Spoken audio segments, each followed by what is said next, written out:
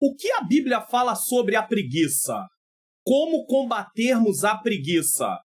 Esse é o tema de hoje do nosso programa EBD Comentado Online, edição Jovens.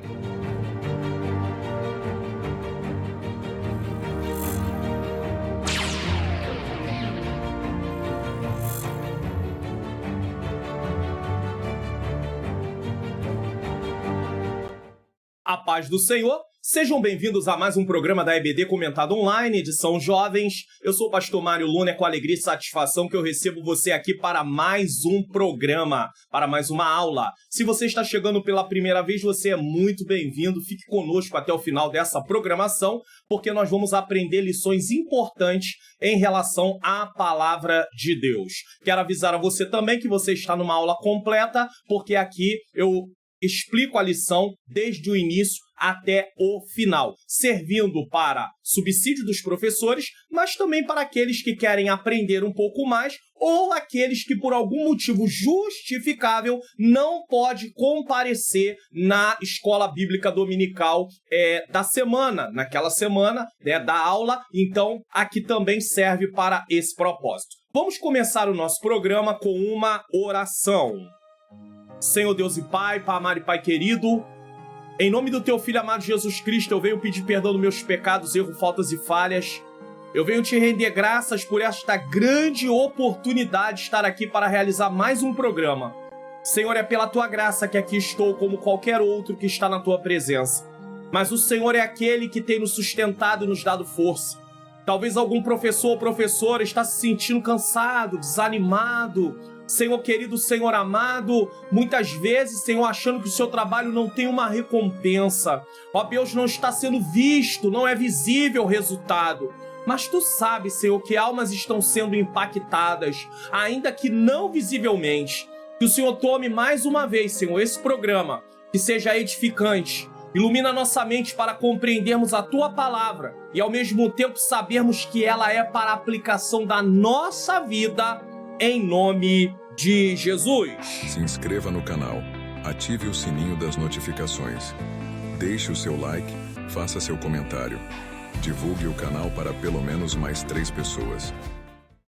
Bom, então você pode aí divulgar o canal para pelo menos mais 3 pessoas. E sabe como você pode fazer? Tem um botãozinho aqui, ó, compartilhar. Clique nele e envie para o seu story, para o seu status, para a sua rede social. Também não deixe de colocar aí o like e também se inscrever no canal, ativar o sininho das notificações e deixar o seu comentário. Inclusive, no final desta aula de hoje, eu vou deixar uma frase que vai resumir o pensamento da aula e é importante você depois colocar nos comentários essa frase.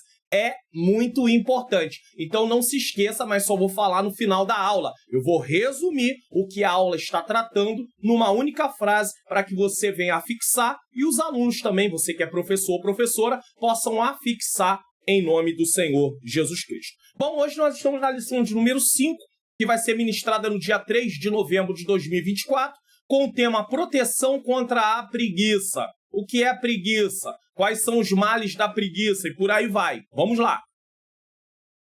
Texto principal. O preguiçoso não assará sua caça, mas o bem precioso do homem é ser diligente. Provérbios 12, 27. Resumo da lição. A preguiça nos paralisa, mas o trabalho e a diligência nos fazem perseverar. Então, de um lado está a preguiça e o contraste, o antídoto contra a preguiça é trabalho e diligência. Texto bíblico, Provérbios 6, do 6 ao 11, Provérbios 24, do 30 ao 34, Provérbios 26, do 13 ao 16. Por que isso? Porque todos esses textos no livro de Provérbios está tratando sobre a preguiça. Por isso que é bom você entender isso. Às vezes o livro de Provérbios vem falando de um assunto, mas mais à frente ele trata do mesmo assunto. Então você também vai usar também essas referências que mais à frente tratam do mesmo assunto. Então eu estou deixando aí algumas recomendações. Eu estou deixando o Entendendo Provérbios 6, eu vou deixar o link, eu vou deixar lá no final, tá? Como vídeo de recomendação. E eu também estou deixando para você um vídeo chamado Como Vencer os Males da Preguiça e da Procrastinação. São coisas diferentes que se parecem, o resultado, porque a pessoa que procrastina aparentemente parece que ela também está envolvida por uma preguiça, mas é procrastinação, e temos aí a preguiça. Eu recomendo você assistir esse vídeo porque isso vai ajudar na sua vida pessoal também, tá? No seu dia a dia. Mande para outras pessoas o link desse vídeo também. Muitas pessoas que assistiram esse vídeo falaram de mudanças em suas vidas justamente porque não sabem lidar com a procrastinação e nem sabiam que isso se chamava procrastinação. Objetivos da lição. Nós temos aí três tópicos para a lição de hoje. Primeiro, compreender a advertência bíblica quanto à preguiça. Segundo, mostrar as consequências da preguiça. Terceiro, saber como podemos nos proteger da preguiça. Introdução. O livro de Provérbios deixa claro que a diligência que está disposto a trabalhar arduamente e a fazer o melhor em qualquer trabalho é uma parte vital de um viver sábio. Uma pessoa sábia, uma pessoa que vive segundo a ótica de Deus, uma pessoa que coloca em prática o conhecimento da palavra de Deus no seu dia a dia, ele é uma pessoa sábia. E se ele é uma pessoa sábia, ele sabe que a preguiça é algo que vai levar ele à destruição. Trabalhamos arduamente para não nos tornarmos ricos, famosos ou admirados. Esse não é o propósito de trabalhar. Tem pessoas que, eu estou trabalhando para ficar rico. Então, ele perdeu o propósito. O trabalho não é para isso. O trabalho não é para ser famoso. O trabalho não é para ser admirado. Apesar que trabalhar muito pode ter como consequência uma vida financeira bem melhor. Pode ter como consequência alguém passar a conhecer você. Passar a ser uma pessoa de renome. Por exemplo, um médico, ele vai estudando, ele vai se preparando, ele vai sendo capacitado. Daqui a pouco ele é um médico bem conhecido. Então é uma consequência. Mas não foi o motivo do seu trabalho. E ele também pode ser admirado, a pessoa, o trabalhador. Mas para que serve o trabalho? Mas para servir a Deus com o melhor de nós durante a nossa vida. E aí entra a questão, na parte humana, de sustento. Para que o trabalho serve? Para me sustentar e sustentar a minha família. Para que o trabalho serve além disso? Para contribuir na obra de Deus. Para que o trabalho serve além disso? Para poder ajudar os necessitados dentro das minhas condições. Então, o trabalho serve para me sustentar com a minha família, para investir na obra de Deus e também para poder ajudar os necessitados.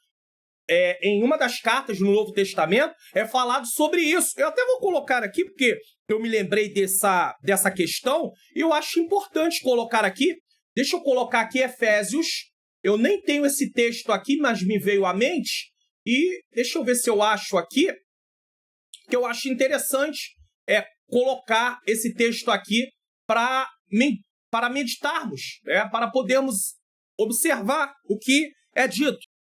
Vamos lá, deixa eu colocar aqui para vocês Efésios capítulo 4, para provar que o trabalho também serve para ajudar os necessitados. 4:28, vamos lá. Aquele que furtava não furte mais, antes trabalhe, fazendo com as mãos o que é bom, para que tenha o que repartir com o que tiver necessidade. Então, um dos propósitos do trabalho é repartir também com os necessitados. Deu para entender? Quais as consequências da preguiça em nossa vida? Aí tem, você que é professor, na sua revista tem aí um quadro. E eu estou repetindo esse quadro aqui, replicando esse quadro aqui, para podermos analisar. Vamos lá. Os preguiçosos empobrecem logo, Provérbios 10:4. Porque se não trabalha, não tem rendimento. Se não tem rendimento, ele vai empobrecendo. Aqui não é desempregado, é alguém que não quer trabalhar. Dormem durante a colheita. Provérbios 10:5. Está na hora de colher e ele está dormindo. Ele não plantou, ele não tem o que colher. Você só colhe o que você planta. São um aborrecimento. Que o preguiçoso, ele traz caos para as pessoas à sua volta. Imagine você contratar um preguiçoso para trabalhar. Você tem um preguiçoso como seu companheiro. O que acontece? Você vai ter que trabalhar mais do que ele. muito mais do que ele. Por quê? Porque ele vai fazer de tudo para poder embromar, de tudo para poder, como eles dizem, fazer cera. Ele não está nem aí. São ociosos, parados, inertes. Provérbios 12:11. Desperdiçam bons recursos. 12:27. Desperdiçam oportunidades. Às vezes uma pessoa tem uma oportunidade grande, ela desperdiça porque ela é preguiçosa. Tem dificuldade por toda a vida. Provérbios 15:19. Veja que não é porque alguém tem dificuldade durante muito tempo da vida que ele é preguiçoso. Mas se ele é visto como preguiçoso na prática, ele vai ter dificuldade na vida. Nesta lição estudaremos a advertência do livro de Provérbios quanto à preguiça. Então, uma vez que você viu tudo isso aqui apontando características do preguiçoso e consequências, nós precisamos nos ater e ter muito cuidado com a questão de preguiça. Veremos que a palavra de Deus tem muito a nos ensinar a respeito do assunto. Assim, à luz da explicação do texto bíblico que serve de leitura bíblica em classe, conceituaremos a preguiça, faremos uma distinção entre o que ela é e o que não é, porque tem coisas que são preguiça e tem coisas que não são preguiça. Finalmente, refletiremos algumas formas básicas de se prevenir a respeito da preguiça.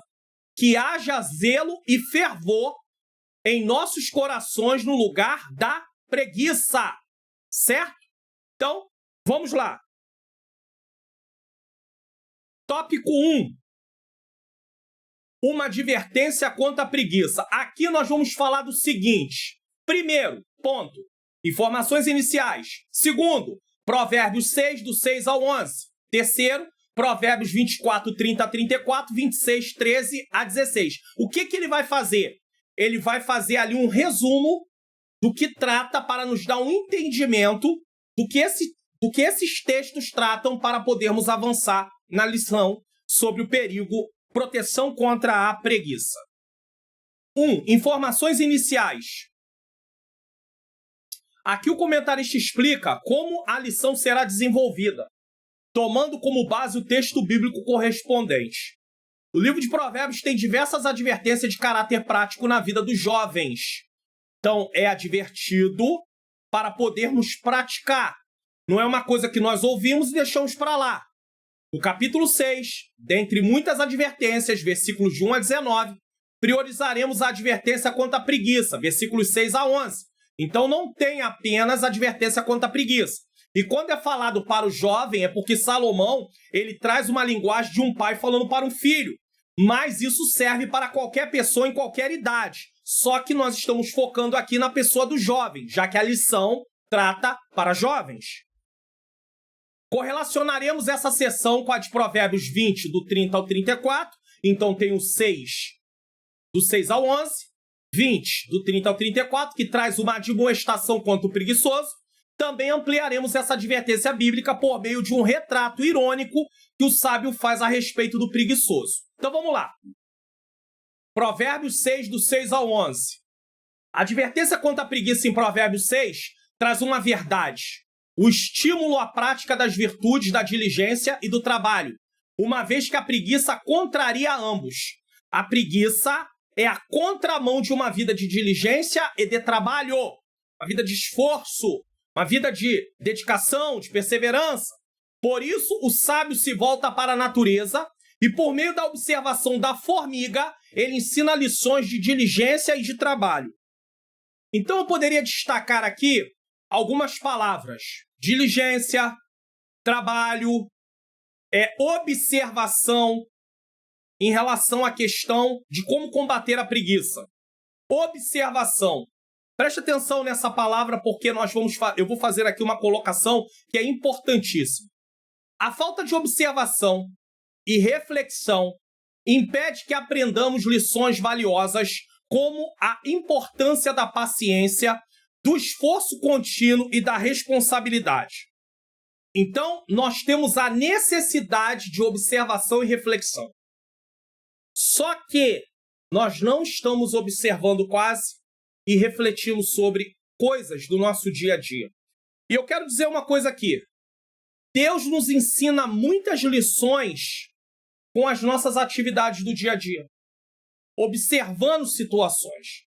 Só que nós achamos que o treinamento de Deus vem diretamente, por exemplo, no templo, quando eu estou com o microfone na mão, pregando, ensinando, cantando, fazendo algum trabalho em cima de um púlpito, sendo um pastor, um presbítero, um evangelista, enfim, tendo alguma posição. Não. Deus nos capacita muito mais, nos treina muito mais, aprendendo lições no nosso dia a dia, no trabalho, a dona de casa, em casa, o pai, a mãe, em relação aos filhos. É só parar para observar coisas que nós aprendemos sempre lições. Então nós temos que mudar a nossa mentalidade. E aí vem um problema. A sociedade, porque aqui eu falei, a importância da paciência, esforço e responsabilidade. 3 palavras.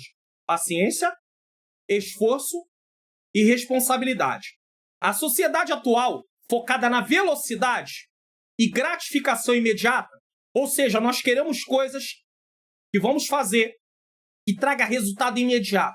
É agora, é para agora. É para ontem, como disse alguém. Então eu quero logo, eu quero rápido. E uma pessoa que vive uma vida na velocidade, querer tudo logo, rápido, imediatista, ela não observa as coisas. Ela não percebe as coisas. A vida vai passando, lições importantíssimas vão passando diante dos seus olhos e ela não viu, ela não percebeu, ela não se interessou. Por quê? Porque, é claro, eu só vou observar se eu me preparar para isso, se eu tiver essa conscientização. Eu preciso observar as coisas. Nós aprendemos muitas coisas observando. Eu não preciso errar para aprender. Eu posso aprender olhando coisas que outras pessoas fizeram e que não deu certo. A Bíblia, justamente, ela relata casos de pessoas que fizeram coisas certas e coisas erradas, para que eu saiba o que eu posso e o que eu não posso fazer. E quais são as consequências de fazer algo bom e algo ruim. Então preste atenção. As pessoas focam na velocidade e gratificação imediata. Corre o risco de perder o valor do trabalho diligente e do aprendizado ao longo do tempo. Princípios que a Bíblia destaca como caminhos para uma vida sábia e abençoada. Se uma pessoa vive de velocidade, se uma pessoa vive de imediatismo, ela corre o risco de perder o valor diligente do trabalho e do aprendizado ao longo do tempo. Por quê? Porque ela não percebe nada, ela não aprende nada. As formigas nos ensinam zelosa organização, mesmo que não tenham um chefe. Versículos 6 e 7. Como é que elas trabalham sem ter uma liderança? Cada uma sabe o que tem que fazer. Ela nos ensina uma dimensão muito consciente do tempo de trabalho e descanso bem recompensado. Versículo 8. Deixa eu colocar aqui na tela. Provérbios 6. Tá? Para vocês. Versículo de número 8. Pastor, onde tem essa Bíblia? Essa Bíblia, o link dela está na descrição. Está na descrição desse vídeo, tanto para computador, que é essa que eu vou colocar aqui, mas também tem uma para celular. Você vai clicar, vai ser levado para um vídeo, tanto de uma como de outra, vai assistir o vídeo e na descrição desse vídeo que você vai estar assistindo, tem lá o link para baixar, porque no vídeo eu ensino como baixar, como instalar, é tudo direitinho, tá bom? Então não vou responder sobre esse assunto, porque eu já estou explicando aqui. Vamos lá. Provérbios capítulo 6, versículo 6.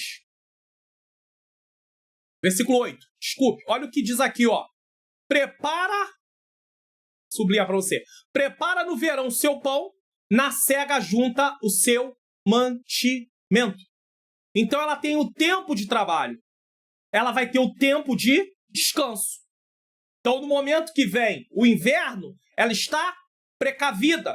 Podemos usar simbolicamente o inverno como um tempo que vem de escassez, né? Falta de alguma coisa, mas como a pessoa trabalhou, a pessoa se esforçou, a pessoa se dedicou, ela tem reservas. Ela tem com que contar. Mas se ela não trabalha, ela não vai ter com que contar. Certo? O sábio pergunta ao preguiçoso a fim de que ele faça uma autorreflexão de sua condição. E ao final da sessão arremata: a pobreza se abaterá inesperadamente sobre o preguiçoso. Toda pobreza É consequência da falta de trabalho? Não, às vezes a pessoa é trabalhadora, mas infelizmente ela tem encontrado algumas dificuldades. Às vezes ela está doente, às vezes ela está com dificuldade de conseguir emprego. Uma série de coisas podem estar acontecendo, mas aí nós temos que avaliar se realmente é isso ou se é consequência de preguiça. O trabalho é, de fato, uma obra de Deus e ao longo da Bíblia ele é apresentado como uma forma de glorificar o Senhor. Engana-se quem pensa que trabalho não é obra de Deus. No entanto, em algumas abordagens, pode surgir uma falsa divisão entre trabalho e serviço cristão. Então, por exemplo, tem alguém que está prestando trabalho na obra de Deus, pregando. Ah, ele está pregando, está trabalhando no reino. Ah, está fazendo alguma obra no templo. Ah, está fazendo... Mas quem está lá do lado de fora trabalhando também, sustentando a sua família, também está trabalhando e fazendo uma obra de Deus. Porque quem estabeleceu o trabalho foi o Senhor, não foi homem, não. É importante que os jovens sejam incentivados a buscar uma boa educação, fazer seu ensino fundamental, fazer seu ensino médio, cursar uma faculdade, um curso técnico. Tem várias oportunidades nos dias de hoje, irmãos. Antes de eu gravar essa aula está sendo gravada no dia 26 de outubro de 2024, e ela vai ao ar nesse mesmo dia 26 de outubro de 2024, só que ela é para ser ministrada no dia 3 de novembro de 2024. Eu gosto de falar a data para você não se enganar com a época que eu estou falando isso. E aí, eu recebi um folheto, né, uma imagem digital na internet, um post, que fala sobre uma universidade aqui no Rio de Janeiro, onde eu moro, que oferece uma prova para as pessoas poderem fazer. Inclusive, abriu agora no dia 25 de outubro de 2024, vai até uma data específica, que agora eu não me lembro, mas vai até uma data específica, só que é só no Rio de Janeiro, no caso, essa faculdade é no Rio de Janeiro, e dando condição para quem fazer a prova poder alcançar até uma bolsa de 100%. É uma faculdade particular, mas dá. Tem vários cursos de graduação, então é uma oportunidade. Então, oportunidade tem. Então, é bom que os jovens se preocupem com a parte da sua educação e se preparem para o mercado de trabalho. Porque se ele não for qualificado, ele não tem espaço no mercado de trabalho. Ah, pastor, mas não tem problema não, eu fui balconista, eu também fui, né? De mercearia eu também fui. Ah, não tem problema não, ele trabalha como repositor no supermercado, eu também fui. Eu fui repositor no supermercado também, eu conheço isso tudo. Eu fui balconista de mercearia, eu fui repositor de supermercado, ficar carregando saco de arroz de 30 quilos em cima do ombro para ir lá fazer reposição. Trabalhei no setor de cereais, que era um setor mais pesado, que tinha mais mercadorias mais pesadas para colocar. Trabalhei também ajudando dentro do depósito, arrumando, empilhando, fazia pilhas, aquelas pilhas bonitas antigas. Quem tem mais idade sabe que chegava no supermercado, via no meio do mercado, às vezes, aquela pilha de arroz, aquela pilha de feijão, bem acertadinho, eu sabia fazer aquilo tudo. Ah, na verdade, eu ainda sei, se tiver que fazer, que não dá pra esquecer. Sabia fazer aquilo tudo, os amarrados, tudo bonitinho. Mas é isso que você quer pro seu filho? Ou é isso que você, como jovem, quer pra sua vida? Bom, se é isso, tudo bem. Aí é com você. Eu reconheço que tem necessidade de cada um trabalhar em áreas específicas. Sempre vai haver a necessidade de pedreiros. Sempre vai haver a necessidade de servente pedreiro. Eu entendo. Mas se você tem aptidão para outras áreas também, por que não se qualificar? Eu vou seguir o caminho do meu pai. Eu não espero que meus filhos trabalhem como balconistas de mercearia. Trabalhem como repositores de supermercado. E aqui, eu não estou desmerecendo, não, porque eu fui. Mas eu espero que eles possam ir mais longe do que eu. Eu não tenho nenhum problema com isso, não, meus irmãos. Pois o estudo e a capacitação fazem parte do plano de Deus para a vida deles. O ensino fundamental, médio até a faculdade são passos fundamentais para que os jovens tenham meios dignos de sustentar suas futuras famílias. Como é que você vai dar uma vida melhor para sua família se você não tem capacitação profissional? Não estudou. Ah, mas eu conheço um monte de gente que tem capacitação e não está no mercado de trabalho. Não use as exceções ou usem alguns exemplos para tornar a sua forma de viver, para moldar a sua forma de viver. Não faz isso. Não tire, não pegue esses exemplos como base. Até porque tem gente que tem formação, mas não tem aptidão para a formação que fez. Fez por fazer. Ah, todo mundo está fazendo, eu vou fazer também. Não faz isso, não. Faça só aquilo que arde no seu coração, que realmente você sente aptidão. É muito triste, eu sei que essa lição não é para pais, mas é muito triste ver um pai ou uma mãe querer que um filho faça um curso. Ah, eu quero que meu filho seja médico. Ah, eu quero que meu filho seja advogado. Ah, eu quero que meu filho seja arquiteto. Ah, eu quero que a minha filha seja dentista. Ah, eu quero que a minha filha seja médica. Ah, eu quero que a minha filha... Você quer? Não. Eu sei que não é... Essa aula não é para os adultos. Você quer? Não. Ele vai ser aquilo que ele tem aptidão para ser. Por isso que tem um monte de filho aí frustrado. Eu conheço casos, aí é relatos, não é pessoas que eu conheço pessoalmente, mas são relatos de pais que insistiram no filho fazer alguma coisa que não era aquilo que ele tinha desejo, porque às vezes era contraditório. Eu vi uma história uma vez, tinha um pai que queria que o filho fosse médico e o filho tinha aptidão para cozinhar. O pai chegava a colocar a culpa na mãe, dizendo que ela fez com que ele gostasse de cozinhar. Não era, aquilo vem nele. Ele já nasceu com aquela aptidão. E aí o pai acha que aquilo é um servicinho. Seu servicinho. Sabe o que acontece?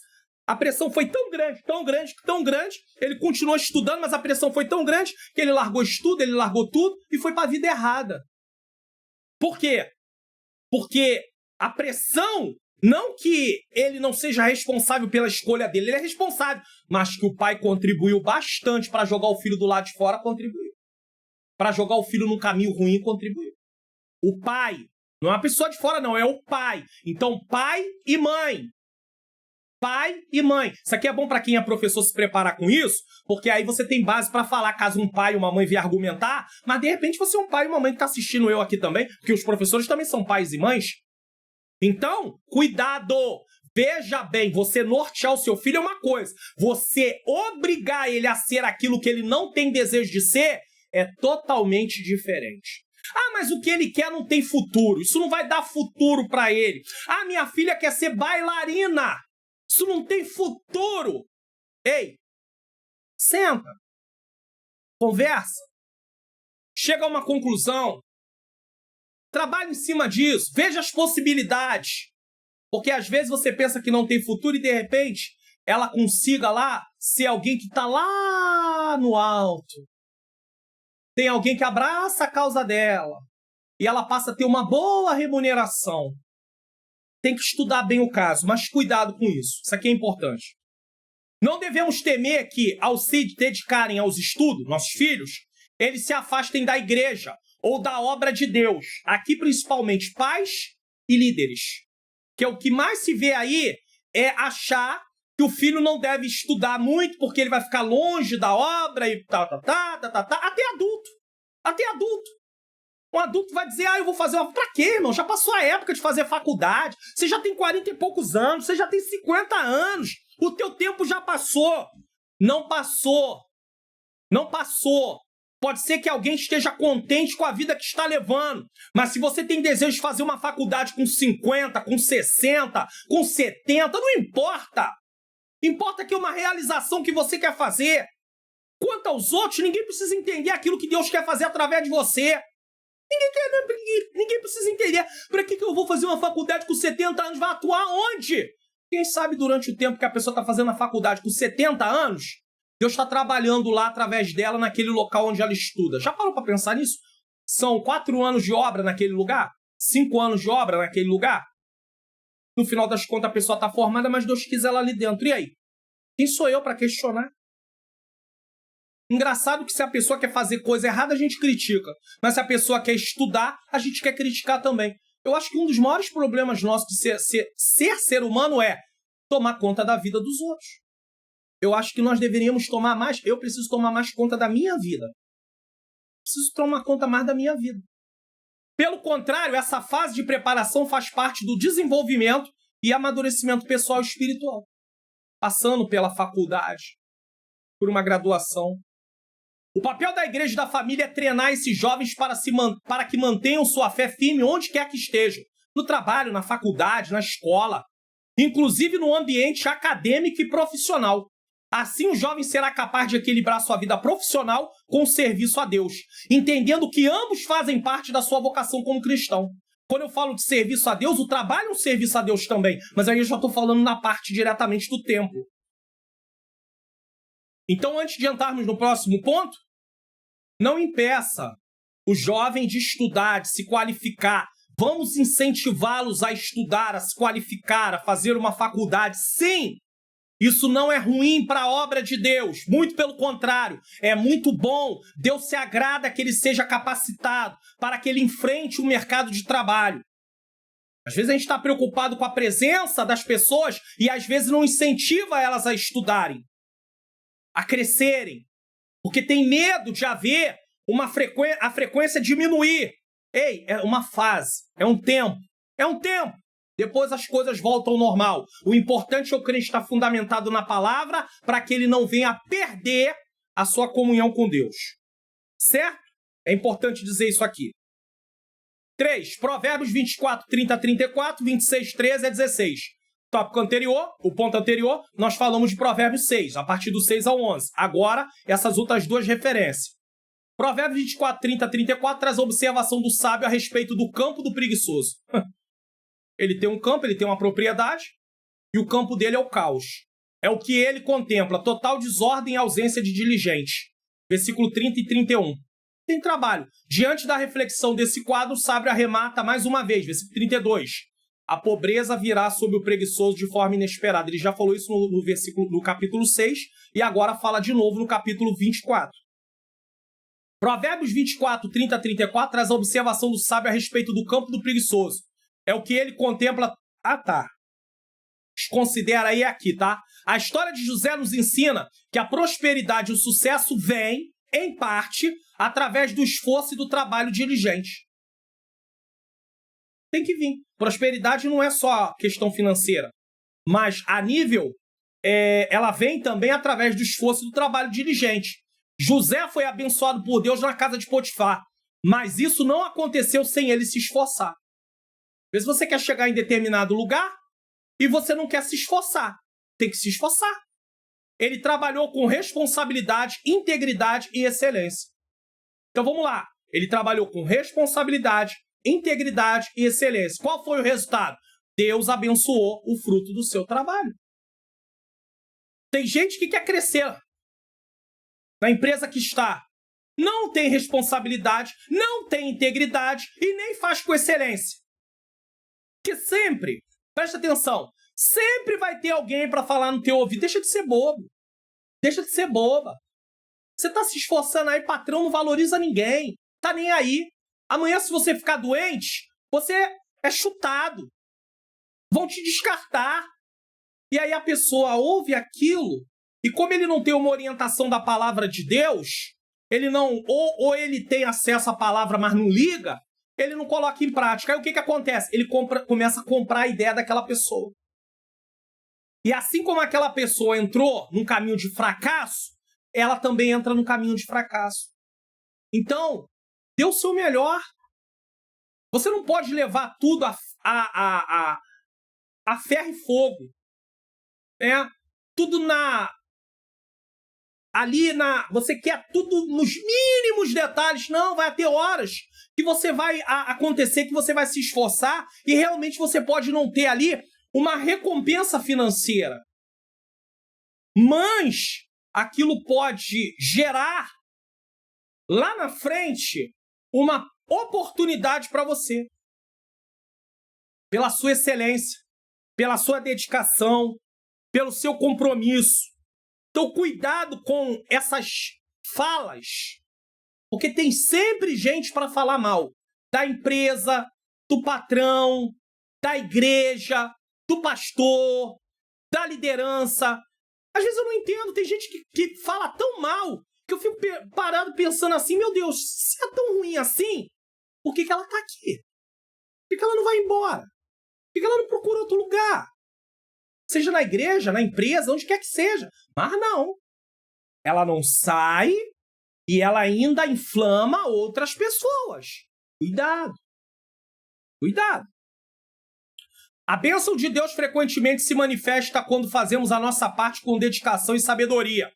Como diz Provérbios 12:11, o que lavra a sua terra se fartará de pão, mas o que segue a ociosos, então os faladores também são ociosos, é falta de entendimento. Esses faladores até ensinam para você como você pode fazer para você tentar ludibriar a liderança, enganar. Ele até ensina técnicas. Não entre por esse caminho, não. Não entre por esse caminho, não. É igual o jovem que não tem comprometimento em estudar. Aí como é que ele faz no dia da prova? Ele vai colar. Ele tenta colar. Mas ele não quer colar sozinho, porque se ele for pego, ele vai ser pego sozinho. Então o que ele faz? Ele começa a ensinar outras pessoas como colar.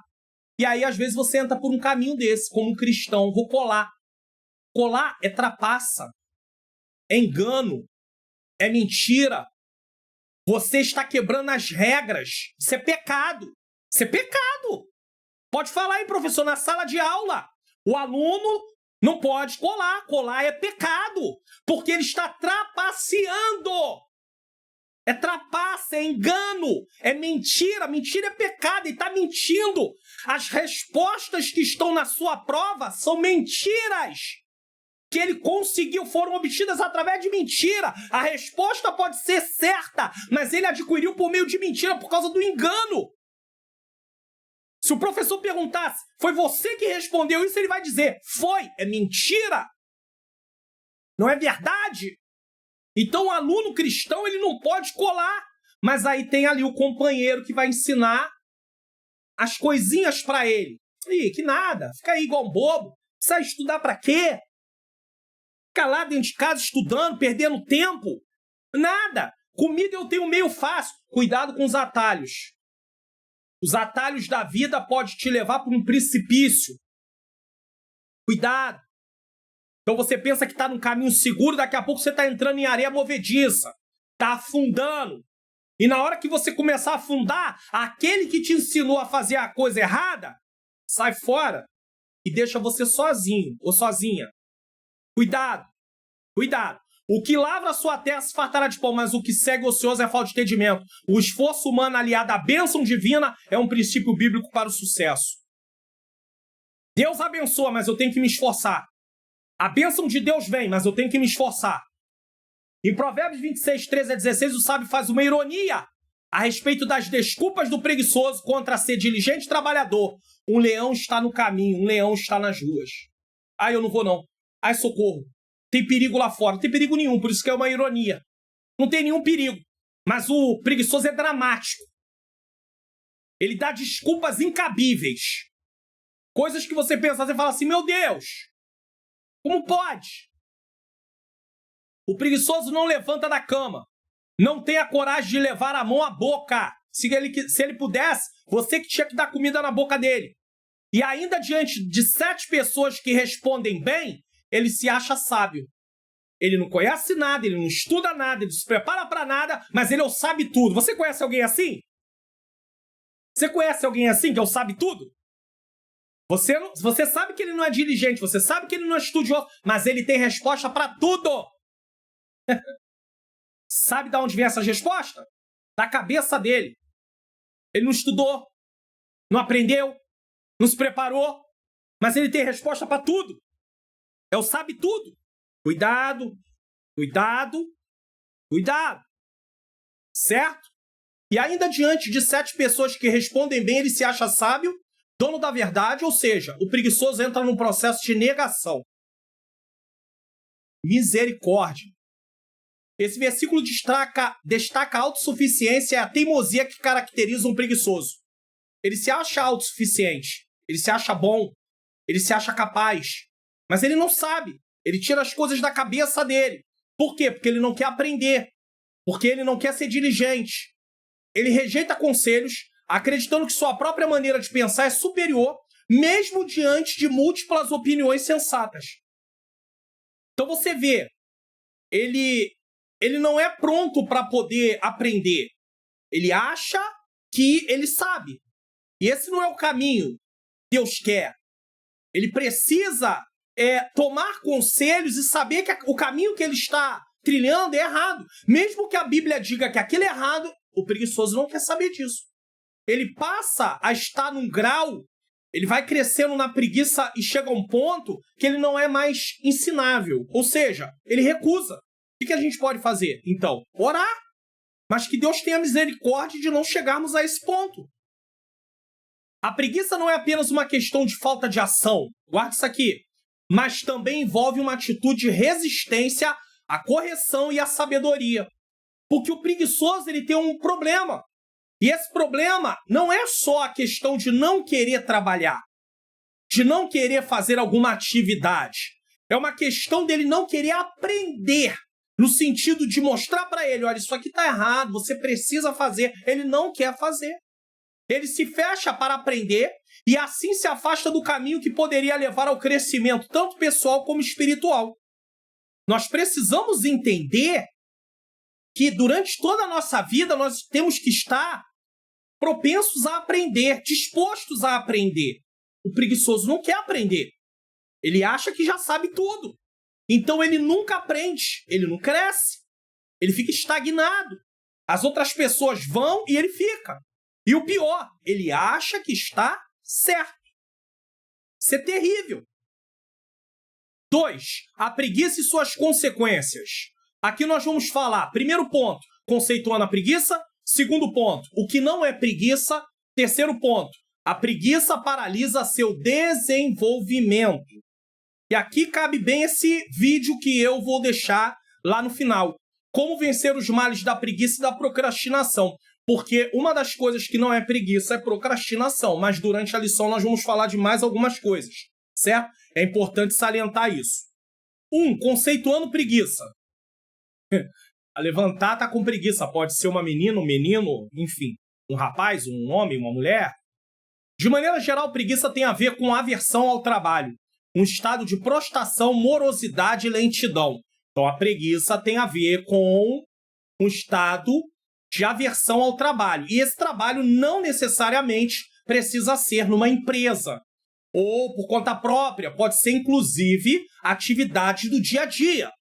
Casa. Do ponto de vista psicológico, tem a ver com uma indisposição crônica para realizar atividades corriqueiras. Pode se revelar como aversão à ideia de disciplina e ordem, e também pode ser um sintoma que revela um problema orgânico. Então tem várias coisas aqui conceituadas.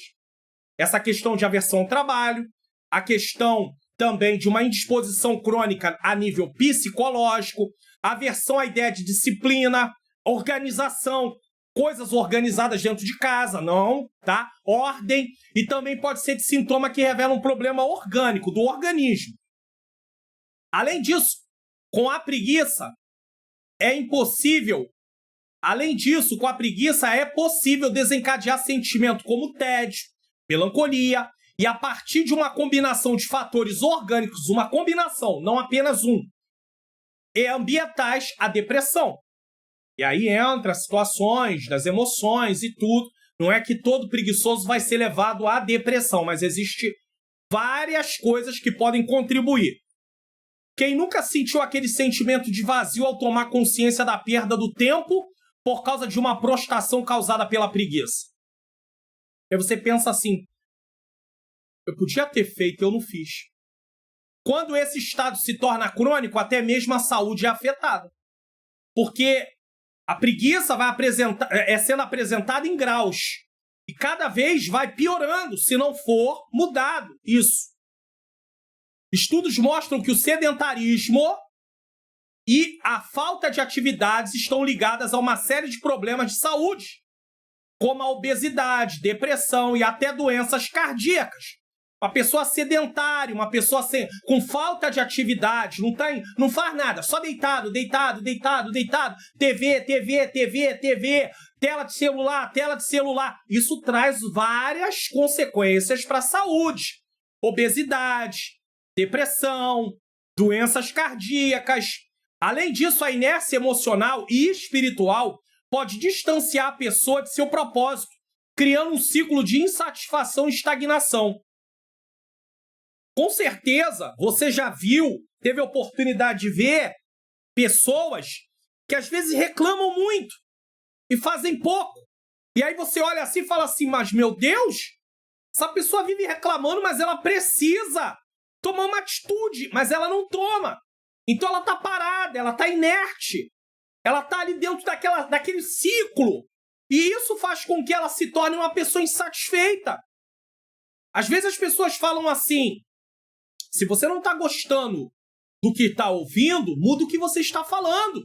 Então se você não está gostando do que você está vivendo, muda as suas atitudes, mas isso pautado na palavra de Deus. Não é só mudar a atitude no sentido, vou fazer o que eu acho na minha cabeça. Não, porque a minha mente, o que eu acho, pode estar totalmente desalinhado ao que a palavra de Deus ensina. Mas eu preciso tomar uma atitude. Agora, como é que as coisas vão mudar se eu continuo repetindo as mesmas coisas? Se eu tenho os mesmos atos, se eu tenho as mesmas atitudes, entra mês, entra ano, sai ano, e eu digo, nada muda, mas eu continuo fazendo as mesmas coisas. Eu continuo repetindo aquilo que já está provado através da minha própria experiência, da minha vida, que não dá certo aquilo. Então eu preciso mudar, mas eu preciso me amparar na palavra. Pastor, mas eu não tenho entendimento, eu não sei, eu não compreendo as escrituras. Então você tem que procurar, orar, procurar pessoas amadurecidas, pessoas que têm uma conduta cristã de acordo com a palavra de Deus, que tenha ali aquela questão de conseguir aconselhar para tomar conselho. O que você não pode fazer é ficar inerte. Certo? 2. O que não é preguiça. Vamos lá? É muito importante ressaltar aqui o que não é preguiça. Descansar não é preguiça. Gênesis 2:2. Só que o descanso ele tem um tempo. Se uma pessoa vive o dia inteiro deitado dizendo que está descansando, não é descanso. Mas uma pessoa pode descansar. Na lei trabalhista, a pessoa tem direito. 1 hora de almoço. Dependendo da carga horária que ele tem, às vezes tem empresas que dá 2 horas de almoço, 15 minutos de lanche, 15 minutos de café. Então, em casa também, você precisa descansar. Você tem que ter o seu tempo de trabalho, mas você tem que ter o seu tempo de descanso. Agora, engana-se aquela pessoa que pensa que descansar não é tá fazendo uma atividade, mas, por exemplo, às vezes a mente dela não está descansando. Por quê? Porque ela está lá na internet, ela está lá na TV, ela está lá no celular. O corpo está descansando, mas a mente não está. Aí chega à noite, quer dormir, não consegue, está acelerado. Existe aí, inclusive, uma síndrome chamada síndrome do pensamento acelerado. Por quê? Porque a pessoa está viciada em pensar. Mas por que isso acontece? Porque ela se enche de informações o dia inteiro. Ela se tornou viciada. Ela tem que estar... Eu conheço situações que às vezes a pessoa, ela está assistindo TV, ela está com a TV ligada, ela está no celular, ela está com o rádio ligado. Irmãos, dá para ver que tem alguma coisa que não está bem naquela pessoa. Suas emoções não estão bem. Sua psique está ali passando por um processo que precisa de um tratamento. Ela precisa mudar aquela forma de se comportar. E aí tem gente que acha que isso é normal. Não é normal. Se você está no celular, está no celular. Se você está na TV, está na TV. Se você está ouvindo programação numa emissora de rádio, você está ouvindo a programação na emissora de rádio. Não, pastor, eu sou assim mesmo, é desse jeito. Pode ver, mas tem uma vida totalmente agitada. Não tem foco, não tem concentração. É isso. E aí você acha isso normal? Não é normal. É só ir num profissional que ele vai lá e vai pá, é isso, acabou. Agora, a questão é a pessoa querer admitir. Ela acha que isso é normal. Muito pelo contrário, é um princípio, o descanso, tá? Muito pelo contrário, é um princípio bíblico que, se ignorado, levará o ser humano à exaustão física e mental. Mental. Porque você também trabalha com a mente. Também não podemos confundir a preguiça com causas orgânicas. Aí, então, descanso não é preguiça, causas orgânicas não é preguiça. Quer ver? Às vezes, o que muitos entendem por preguiça tem a ver com a ausência de nutrientes provenientes de uma alimentação pouco saudável ou a ausência do tempo necessário de sono reparador ou até mesmo uma disfunção química na produção de hormônio em nosso organismo que tenha a ver com a disposição e a vitalidade. Portanto, Nem tudo é preguiça. Então ele colocou 3 coisas aqui. Primeiro, uma alimentação não saudável. Falta nutrientes. Às vezes a pessoa está entrando no estado de anemia. Está faltando. Segundo, não dorme adequadamente.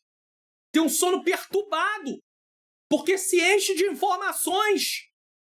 Ou um problema de causa orgânica por causa de hormônios. Aí tem que ir no médico para ele poder medir as taxas de hormônio.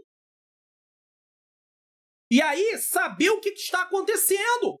Então não é preguiça. A pessoa às vezes já qualifica. Ah, é um preguiçoso, é uma preguiçosa. O jovem fala que é um preguiçoso, uma preguiçosa. Mãe, pai, leva no médico. Pede para poder fazer um exame para verificar se não está com algum problema de anemia. Ou alguma outra coisa. Diz que o jovem está muito lento. Está sem vontade de nada. Vai fazer o exame. Vai medir hormônios. E aí, daí para lá, vai verificar se está tendo um sono adequado. Às vezes, fica na internet até 3, 4 horas da manhã. Quando é 7 horas, tem que estar de pé. 6 e pouca, tem que estar de pé. Como é que pode? Ter ânimo para alguma coisa. Chega na escola, não tem concentração, não tem nada. Então tem que ter cuidado. Tudo isso aqui são causas que não é preguiça. Então não confunda preguiça com falta de alimentação adequada. Preguiça com falta de um sono reparador. Preguiça com hormônios desregulados. Ou preguiça com descanso, que é necessário. Uma alimentação inadequada, rica em açúcares e gorduras e pobre em nutrientes essenciais pode afetar diretamente os níveis de energia e disposição, resultando em cansaço e falta de motivação. Durante um tempo, o jovem, ou a jovem, ou o adulto, ou o ancião pode aguentar, mas daqui a pouco começa a vir aquele estado de letargia. Tá faltando nutrientes, tá faltando descanso, tá faltando, às vezes, hormônios estão desequilibrados. Então, em nome de Jesus, nós temos que ter esse entendimento. O ser humano é corpo, alma e espírito. Ele tem um lado físico. Aí a pessoa leva tudo pro lado espiritual. Aí acha, isso é demônio. Aí o demônio colocou esse cansaço em você. Vai fazer uma investigação. Se chegar à conclusão que tá tudo ok, fez tudo o que podia, aí pode ser que seja algum tipo de batalha espiritual, pode até ser. Mas faça a sua parte física também. Além disso, a ausência de um sono reparador pode prejudicar o desempenho físico e mental, tornando as tarefas cotidianas mais difíceis e levando à procrastinação. Aí vai para um outro nível, que não tem nada a ver com preguiça. Deixa para depois. Deixa para depois. Já tem gente que é procrastinador por hábito, mas tem gente que pode se tornar um procrastinador por falta de uma alimentação adequada, por falta de um sono adequado. 3. A preguiça paralisa seu desenvolvimento. Isso aqui é fato. A preguiça contra a qual a Bíblia adverte paralisa o desenvolvimento espiritual, afetivo, acadêmico e profissional do jovem. Ele não tem ânimo para poder buscar a Deus, ele não tem ânimo para poder se relacionar com pessoas, ele não tem ânimo para estudar, ele não tem ânimo para se desenvolver profissionalmente. Ela liquida o senso da responsabilidade na vida. Você vive a vida por viver, não está nem aí. É claro que o sintoma de depressão pode se parecer com preguiça, mas não é preguiça, é depressão. Aí é uma outra situação. Mas se uma pessoa acostuma, não gosta de fazer, não quero fazer, e que não sei o quê, e não tá com problema de alimentação, não tá com problema de sono reparador, não tá com problema de nada disso, o que vai acontecer? Tem que se ver, por quê? Porque ela vai começar a ter comprometimento na vida espiritual, na vida afetiva, na vida acadêmica e na vida profissional. Aí você perde a responsabilidade que tem. Aí o pai e a mãe falam, tem isso e isso pra fazer. Não faz. Vai deixando pra lá. Ora, se entrarmos no modo mórbido de inatividade, infelizmente sofreremos consequências sérias em nossa vida, em todos os sentidos. Por exemplo, a nossa vida devocional depende do senso de responsabilidade em manter certa disciplina. Daniel 6, do 10 ao 13. Daniel orava. Ele tinha disciplina. Ele entendia a necessidade de cultuar, de ter um devocional com Deus.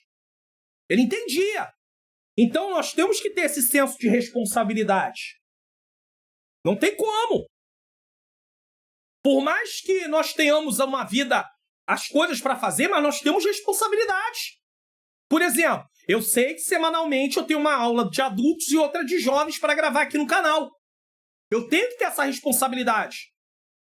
Durante o momento que eu estava gravando essa aula aqui, está sendo gravada no dia 26 de outubro, eu já falei, de 2024. Durante o momento que eu estava gravando a aula, houve uma falta de energia. Aí o que aconteceu? O vídeo acaba ficando cortado. Aí eu tenho que ir para a edição, que esses vídeos, as aulas aqui do canal não passam por edição. Aí eu tenho que ir para a edição juntar as duas partes, vai dar mais trabalho. Mas o que eu faço? O que eu devia ter feito? Em outro momento, se eu sou tomado pela preguiça, larga para lá. Não, eu tenho que ter responsabilidade. A aula tem que ser publicada. Com dificuldade, com contratempos, mas vamos lá, em nome de Jesus. Nossa disposição para o relacionamento social tem a ver com investir atenção e tempo com o próximo também. Atingir o objetivo de passar em um concurso importante ou vestibular, a fim de entrar em uma boa universidade, tem a ver com manter o foco para atingir o objetivo. Um preguiçoso não vai manter foco. Um preguiçoso não vai ter objetivo. Um preguiçoso não vai ter responsabilidade, então ele não vai chegar a lugar nenhum. Então diga não à preguiça. Não viva uma vida segundo a preguiça. Não seja um preguiçoso. Eu não posso ser um preguiçoso. Deus não se agrada disso. Não por acaso no Novo Testamento o apóstolo Paulo exorta sobre não ficar ocioso e trabalhar para comer o próprio pão. 2 Tessalonicenses 3, do 10 ao 12. E não faltar zelo e fervor na vida. Romanos 12, 11. O que lemos em Provérbios 6, capítulo 6, 24 e 26, está alinhado com o que o apóstolo Paulo ensinou e com a realidade da vida. Então nós não podemos viver uma vida de ociosidade. Nós precisamos ser diligentes. Nós precisamos produzir alguma coisa. Deus nos criou para produzir alguma coisa. Aí a pessoa quer viver uma vida só na preguiça. Tópico 3, protegendo-se contra a preguiça. O que nós vamos ver aqui? Primeiro, desenvolver um senso de responsabilidade, porque para não ter preguiça temos que ter responsabilidade. Segundo, cuidando do corpo. Terceiro, cultivando uma rotina saudável. Então, tudo aquilo que ele apresentou sobre a questão do descanso, sobre a questão do sono, sobre a questão da alimentação adequada, sobre a questão dos hormônios estarem regulados, ele agora vai mostrar como podemos combater isso, tá? Que é a preguiça. 1. Desenvolvendo o senso de responsabilidade. Não há um passo a passo para vencer a preguiça. Passo a passo. Passo a passo. Contudo, construir um senso de responsabilidade é um bom início. Ser responsável. Se comprometer em fazer o que você tratou. Ou o que foi dado para você ou eu fazer. Ele tem a ver com a clareza do propósito de sua vida. Você conseguiria responder qual o propósito da sua vida? Então o jovem está na escola. Ele vai ter uma prova de matemática naquela semana. A responsabilidade dele é o quê? Estudar. Se preparar. Mas também não adianta ele, só porque vai ter prova, começar a estudar, se ele já não vem observando a matéria, estudando a matéria, verificando a matéria. Porque se não chegar na hora, ele não sabe, porque ele não entendeu a matéria. Então ele precisa. A mesma coisa qualquer outra atividade. Foco no propósito. Qual é o propósito? O senso de responsabilidade tem a ver com a consciência que temos da vocação da nossa vida. De acordo com isso, é que teremos motivação para levantar todo dia a fim de fazer alguma coisa. E aqui acabamos respondendo o seguinte: por que tantas pessoas se entregam à inércia? Por que tantas pessoas, às vezes, não têm vontade de levantar? Porque ela não se ateve ao propósito da sua vida. Ela não tem um foco. Ela não tem um propósito. Ela não entendeu ainda. Então ela precisa buscar esse entendimento. Quando eu levanto, eu sei as coisas que eu preciso fazer. Então eu tenho comprometimento com aquilo que eu preciso fazer. Mas tem pessoas que não sabem o que vão fazer. Só que aí, aos poucos, elas têm que ir procurando. Elas têm que se encontrando. Elas têm que aceitar conselhos para ela conseguir se alinhar. Agora, eu não sei, amanhã vai ser um dia como foi ontem, eu já sei tudo que vai acontecer. A gente, às vezes, está vivendo uma situação dessa. Mas a gente pode romper isso em nome de Jesus. Eu reconheço que não é fácil, irmãos. Quem ainda não encontrou, quem não entende o propósito, não é fácil. Não critique, não deboche, não escarneça. Não é fácil. Mas nós precisamos, se necessário for, se preciso for, um profissional vai levar para um profissional, um psicólogo, um psicanalista, para uma psicanalista. Não tem jeito. O negócio é resolver. Não é vergonha procurar um profissional dessa área, não. Tá? De acordo com isso, é que teremos motivação para levantar todo dia a fim de fazer alguma coisa. Alguém diz, eu estou desempregado, por que eu vou levantar? Posso levantar meio-dia, 1 hora, 2 horas, 3 horas, mas se eu continuar nisso, eu vou continuar desempregado a vida inteira. Quando reconhecemos nossa vocação, seja no trabalho, no ministério, na família ou em outras áreas, construímos uma estrutura de vida mais intencional.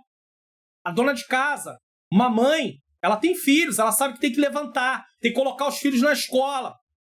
Às vezes eles estudam na parte da manhã, tem que fazer almoço, tem que arrumar casa, tem que lavar roupa, tem uma série de coisas para fazer. Então ela sabe o que precisa fazer. Mas aí às vezes pega alguém, ela é casada, mas ela não tem filho, ela é dona de casa, não trabalha fora, não faz nada. Eu vou dormir até 10, até 11, até meio-dia, até 1 hora, 2 horas. Só que ela vai começar fazendo isso, ou jovem também, vai começando a fazer isso, saiu da escola, largou, não quer mais, e não sei o quê. O que vai acontecer? Cada vez... Deixa eu falar uma coisa aqui. Quanto mais você se exercita, quanto mais você tem atividade no seu dia a dia, não estou falando de um exercício diretamente numa academia, ou correndo na rua, ou uma atividade, uma caminhada, não, eu estou falando exercitar no sentido de atividade do dia a dia. Quanto mais você tem atividade, mais disposto você fica. Quanto menos atividade você tiver, mais vontade de ficar deitado, parado, sentado, sem fazer nada você tem. O corpo é assim. Ele se adequa àquela situação. Essa clareza ajuda a criar disciplina, comprometimento e, consequentemente, a vencer a preguiça, que geralmente nasce da falta de direção. Nós precisamos aprender a ter uma rotina. Não há nenhum problema de você pegar e anotar o que você tem que fazer no outro dia.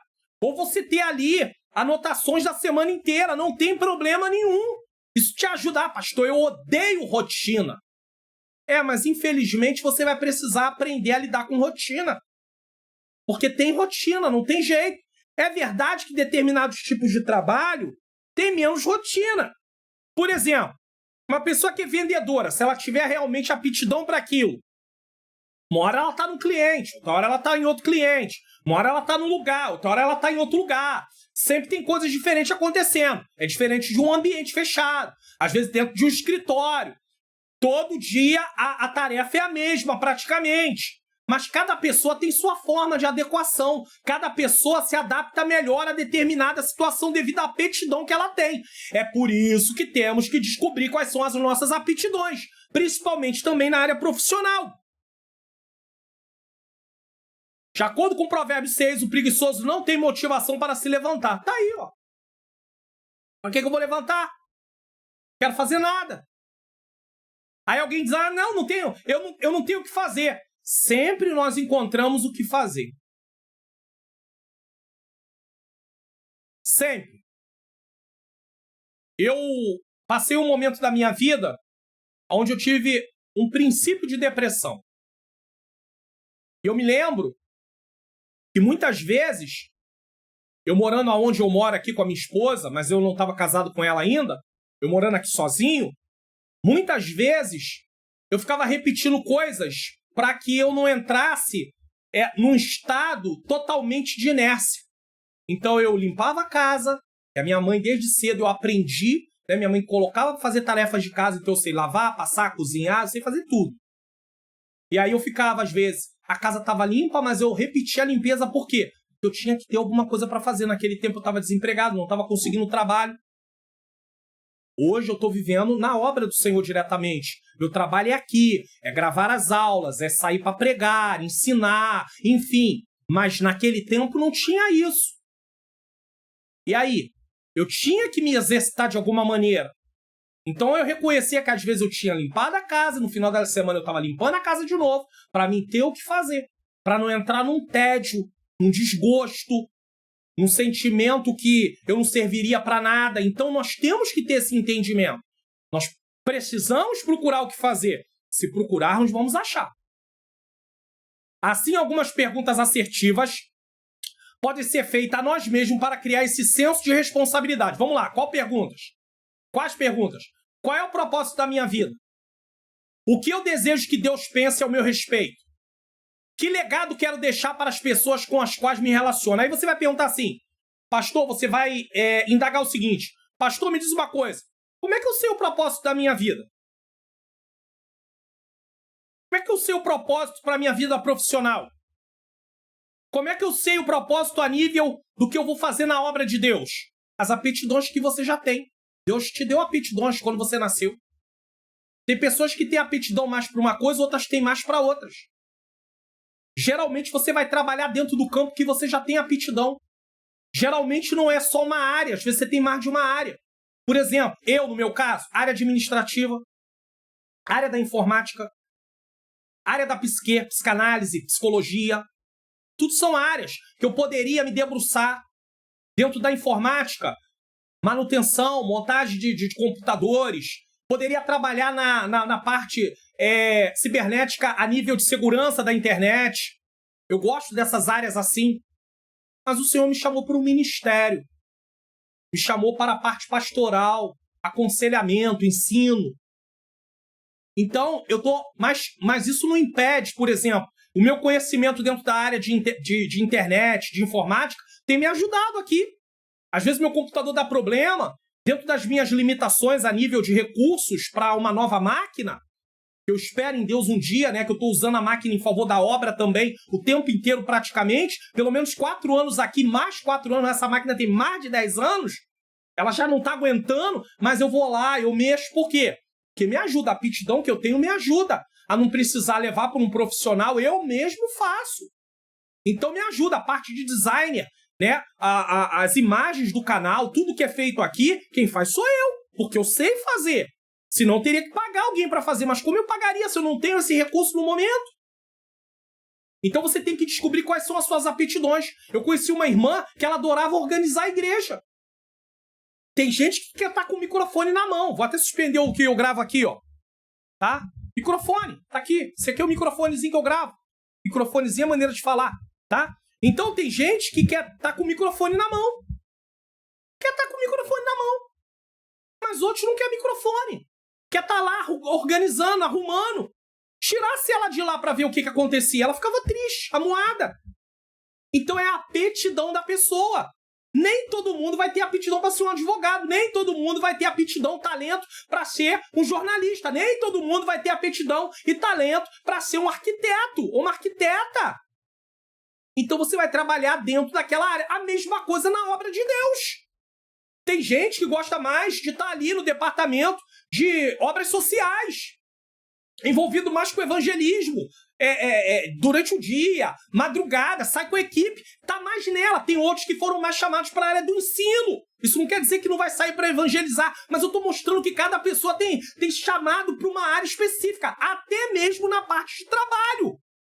Mas aí a gente não quer atentar para isso. Que senso de responsabilidade o do apóstolo Paulo, porque se anuncio o evangelho, nada não tenho do que me gloriar, pois me é imposta essa obrigação. E ai de mim se eu não anunciar o evangelho. O Senhor salvou ele para proclamar. Deus tinha um chamado com ele diretamente para ele ser um evangelista, um apóstolo, um homem de levar a palavra. 2, cuidando do corpo. Você tem que cuidar do corpo.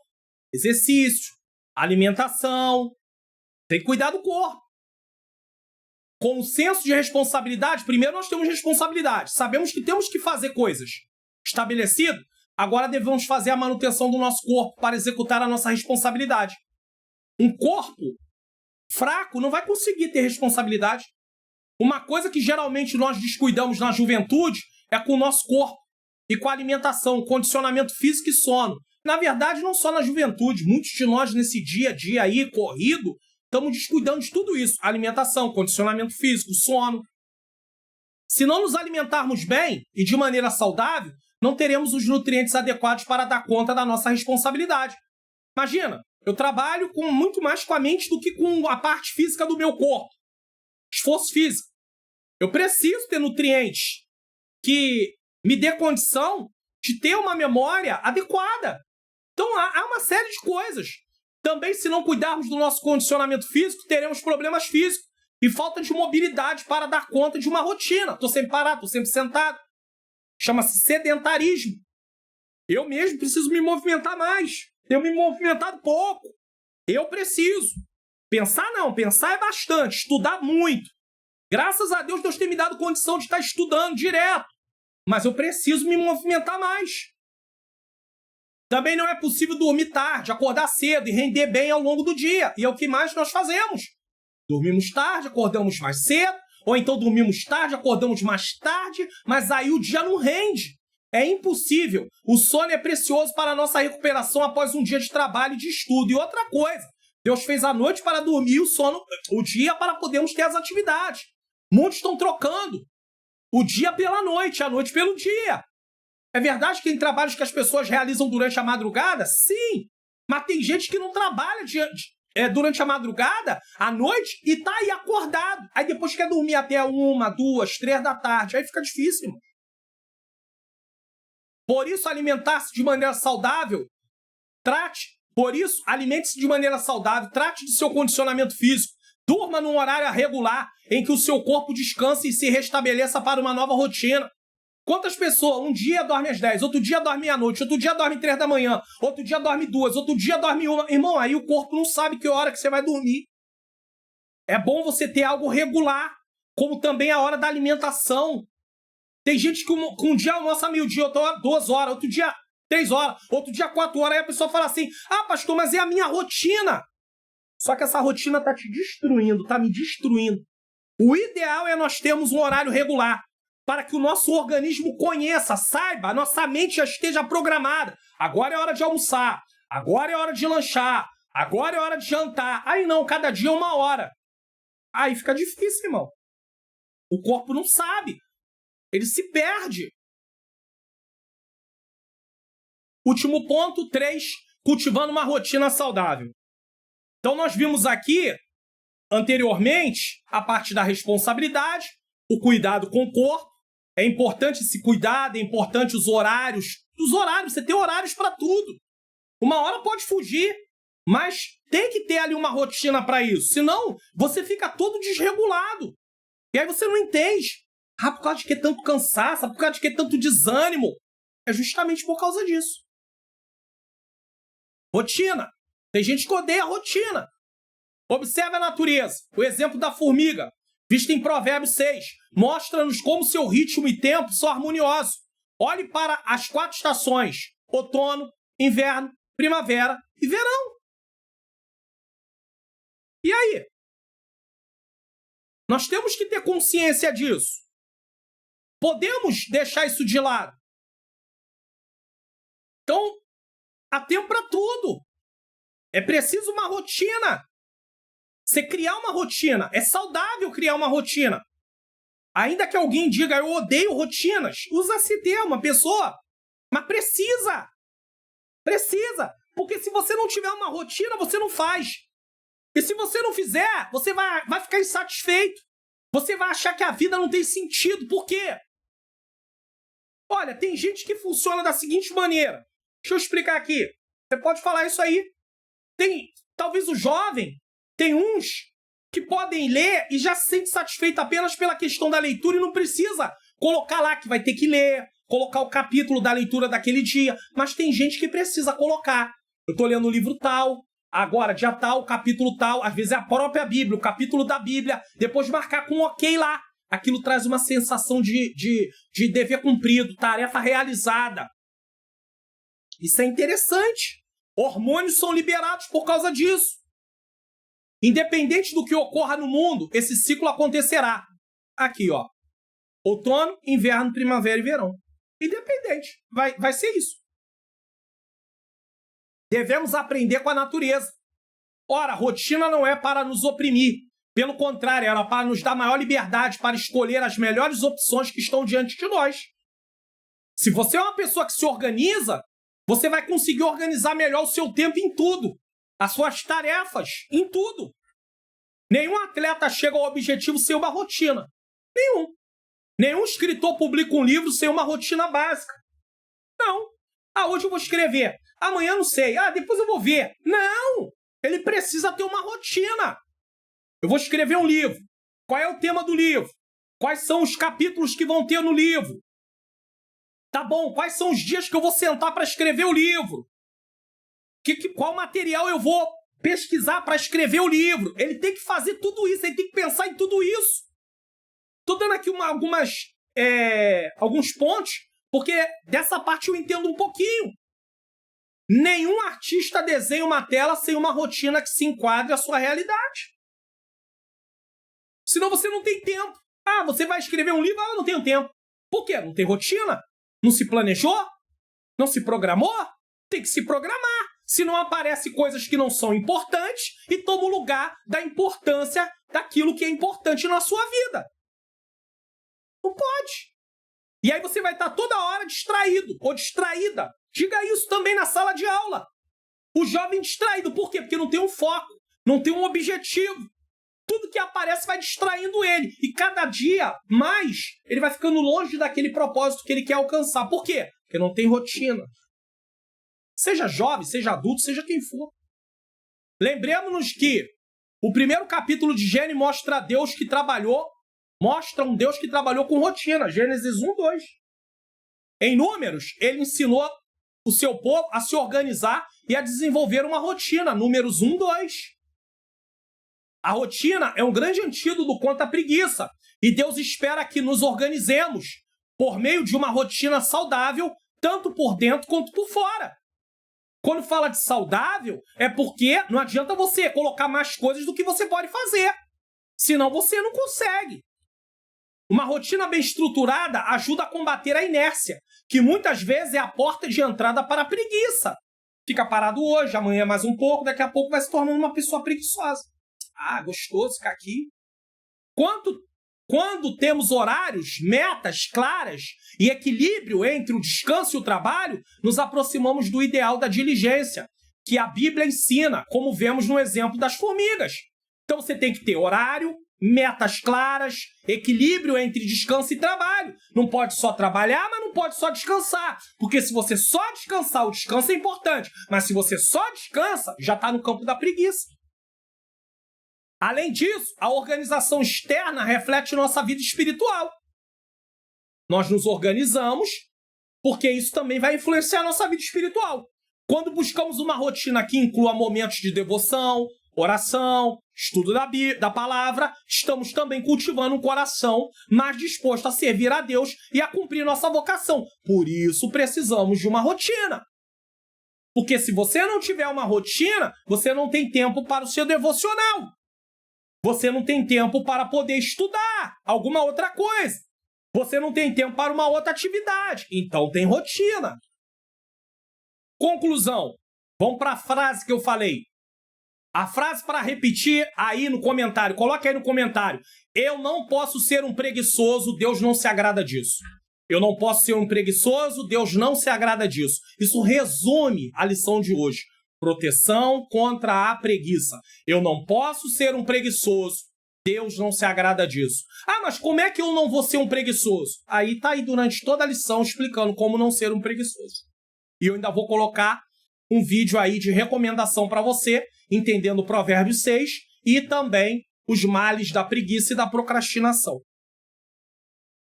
Ao evitarmos a preguiça, investimos em nosso crescimento em todas as áreas da vida. Vamos lá? Quer ver? Espiritual. A preguiça pode nos afastar da disciplina da oração e do estudo da palavra. Precisamos cultivar uma vida devocional ativa para manter nossa fé forte e viva. Tô com preguiça de orar. Tô com preguiça de ler Bíblia. Ei, não se trata de vontade ou não vontade. Se trata de ter que fazer. Eu tô sem fome, eu tô sem vontade de comer. Mas tem que comer, o corpo precisa de alimento. Se você não comer, você vai ficar doente. Você vai ficar fraco. Você vai ficar debilitado. Pode não ficar da noite pro dia, mas uma hora vai ficar. Segundo, afetivo. A falta de ação e envolvimento pode afetar negativamente nossos relacionamentos, gerando distanciamento emocional e a falta de compromisso. Uma pessoa movida pela preguiça, ela não tem vontade de se relacionar com ninguém. Nem com mãe, nem com pai, nem com irmão, nem com um colega de escola, enfim, com ninguém. Acadêmico. A negligência nos estudos compromete o aprendizado e impede o progresso, enquanto a diligência abre portas para o sucesso. Uma pessoa preguiçosa não vai ter comprometimento com o estudo. Se ela não tem comprometimento com o estudo, ela não vai chegar a lugar nenhum. Profissional. Como mencionado em Provérbios, a preguiça leva à pobreza e à falta de oportunidade, enquanto o trabalho árduo e a responsabilidade são recompensados. Conforme a pessoa vai se dedicando, ela vai galgando posições maiores no mercado de trabalho. Ela se capacitou para poder crescer. Agora, se ela é preguiçosa, ela não vai para lugar nenhum. Aí fica reclamando daqueles que crescem, mas ela não quer se esforçar. Vamos conferir o que iremos estudar na próxima lição. Lição de número 6, 10 de novembro de 2024. A natureza, a sabedoria e o sentido da vida. Sentido da vida. Qual é o sentido da vida? Falamos aqui de propósito. Vamos falar um pouco de sentido da vida. Vamos lá? Falar um pouco de sentido da vida. Quero lembrar você que se você quiser nos convidar, está aí, contato para convite, tá bom? Pregações para eventos em geral, aula de escola dominical. Eu não só dou aula, eu prego também pela bondade de Deus. Seminários ou congresso da escola dominical, escola bíblica para obreiros, aulas de teologia, treinamentos, enfim. Eu estou aí e a esposa também louva para a glória do nome do Senhor. Se você quiser contribuir com o meu ministério de ensino, fique à vontade. Você pode apontar a câmera do seu celular para o QR Code na tela, colocar o valor que você quer semear no meu ministério ou usar a chave Pix. Fique à vontade. Se você não puder, ore pela minha vida, eu preciso de oração necessária. Também se você quer uma oportunidade para facilitar, você aprender melhor como estudar a Bíblia e extrair da Bíblia as lições para a sua vida, para o seu crescimento, para o seu dia a dia, e até mesmo ter oportunidade, não é um curso de pregação, mas é uma oportunidade para você poder também ter uma saudação, conversar sobre os assuntos bíblicos, então isso te ajuda muito. Preste atenção. Curso online. Como facilitar meu estudo da Bíblia. A paz do Senhor. Sejam bem-vindos ao curso online Como Facilitar Meu Estudo da Bíblia. Você está prestes a mergulhar em um curso online exclusivo que vai transformar sua compreensão das Escrituras Sagradas. Imagine entender os textos, os contextos históricos e os ensinamentos que a Bíblia trata por meio de etapas no estudo bíblico e métodos de estudo. Mas atenção, essa oportunidade é limitada. Clique agora mesmo no link da descrição e garanta sua vaga nesse curso que vai enriquecer sua vida espiritual. Aguardamos você lá. Então são mais de 20 horas de curso e o investimento é um investimento muito pequeno comparado aí a outros cursos que eu tenho visto aí nessa mesma área e outros cursos que às vezes eu quero fazer. O link está na descrição ou no comentário afixado. Aproveite essa oportunidade que é uma grande oportunidade.